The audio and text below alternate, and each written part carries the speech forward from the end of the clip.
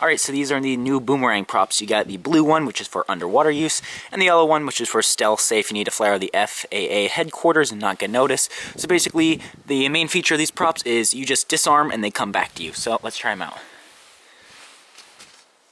Well, that sucked. Okay, so today we're going to be taking a look at a new prop, and this is the Azure Power. And they just call it their race propeller. I'm pretty sure it's a 5045, but it's obviously a tri-blade. And you can tell right away that it is definitely a very interesting airfoil shape here. A lot of people call it the Boomerang Prop. And now they offer it in two different versions here, the yellow and the blue. They also have actually a black version as well as some other colors I think coming out. But the main difference is if you look, this one has sort of dots or polka dots on the end, and these ones have the flames on them. Because the polka dotted ones are a PC material, so they're more flexible and a lot more durable. And the flame ones are glass nylon, such as like an HQ, so they're a lot stiffer, but they will break a lot easier. So these props were sent in from Underground FPV to test, and they come in a little package of 4 like this, or if you want to get a set of 5 sets, so 20 props, they also come in this cool little triangle box. So I think that was cool. That's actually a good way to store 5 sets there. But if we weigh these guys here, let's just get the scale right here, and we weigh them. So if we weigh the glass nylon version, which is quite a bit thicker than the PC, the blades on it, it comes into 5.24 grams, so kind of heavy blade there. And if we weigh the PC version, it comes into 4.49, so 4.5 grams, so not that bad of a weight. And this is my current favorite prop. This is the DAL Cyclone V2 here, so quite a durable PC blade. If we weigh that, that comes into 5.23. And this one, what was this one? This was 5.26, so it's about the same weight as a Cyclone, but it is the glass nylon material.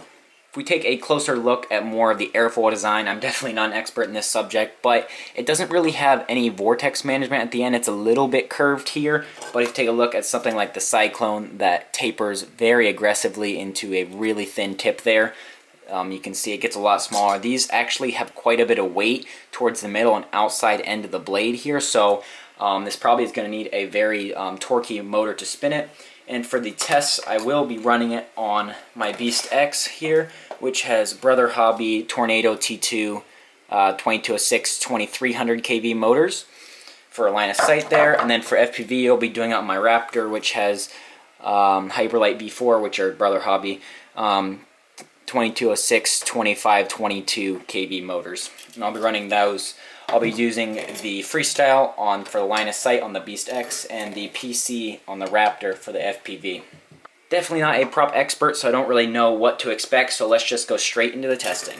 Alright, so here we are outdoors with the Freestyle version on my Beast X, which is once again running Brother Hobby Tornado T2 2206 2300 kV motors, so very torquey.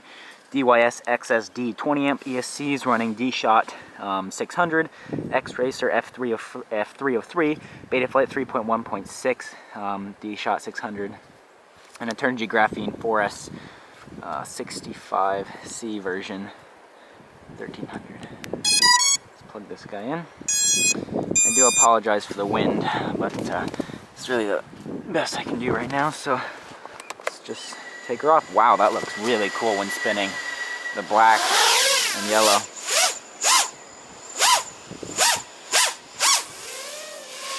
Well, they're pretty quiet compared to other props.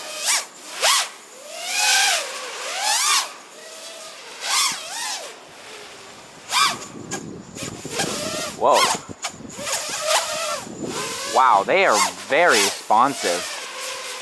I actually have heard a couple of people that have tried these say it's almost like turning your rates up. Wow. Like, just the immediateness that they respond. Look at that. That's crazy. And this is all stock tuned, so. Alright, let's do a full speed pass here. Alright, so probably a little bit slower than the Cyclone V2s, which is what I normally run on this. There will be a link down below as well to a line of sight video with the cyclones. So it seems like they have more punch, but not necessarily overhead top end speed. But wow, I'm actually really liking these so far. So these could be good for a race where you need that immediate power and not necessarily 100% top speed.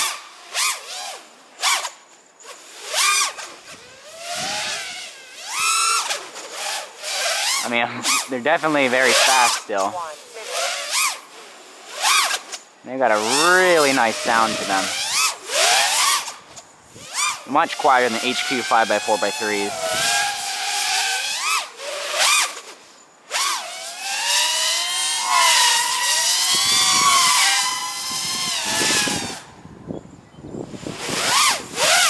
Wow, alright, let's feel my battery here.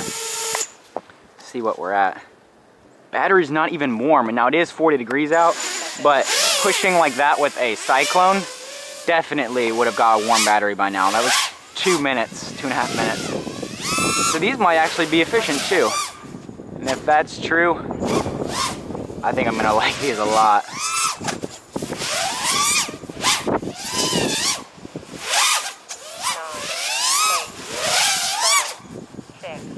5, 4, 3, 2, 1, 0.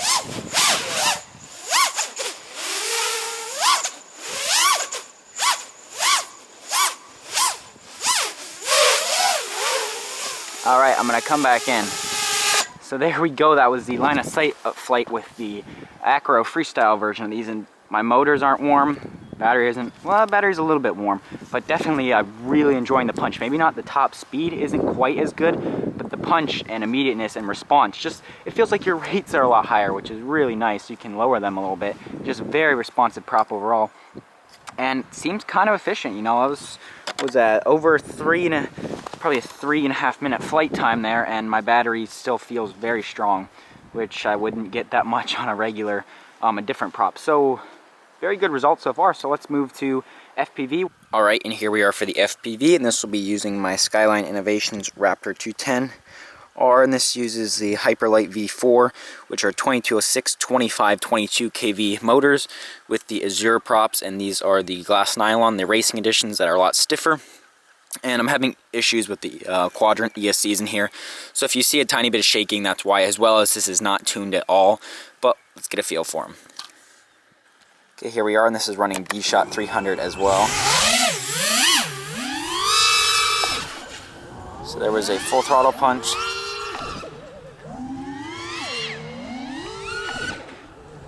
I'm running about 40 degrees camber tilt here. Don't mind the tune, but I'm just feeling them out.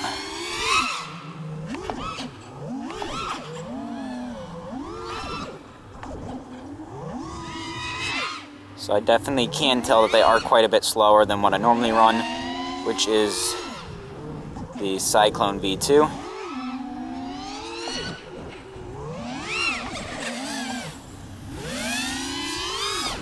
And they don't have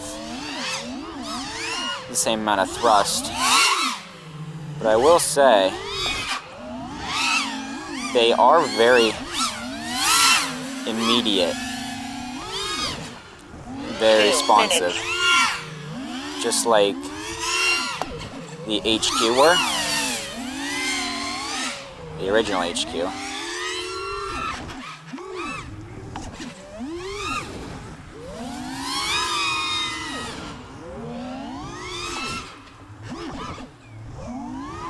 So yeah, I'm definitely having to use a lot more throttle than normal to do some of the moves I normally do. Like that there, did not have enough to punch through that, almost. Whoa, and there's a crash test.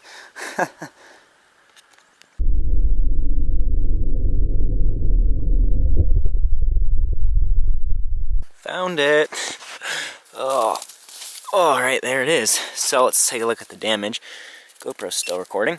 So it looks like we broke 2 props. This one completely shattered off. Reminds me a lot of the HQ, as well as this one broke a blade off, and the end of this one is all shattered here somewhere in the snow. Get this battery unplugged there. But it is very cold out. It's about 30 degrees Fahrenheit, so under freezing, so that will affect it. But yeah, let's go back inside and finish up my thoughts on these. Okay, so let's do a quick recap.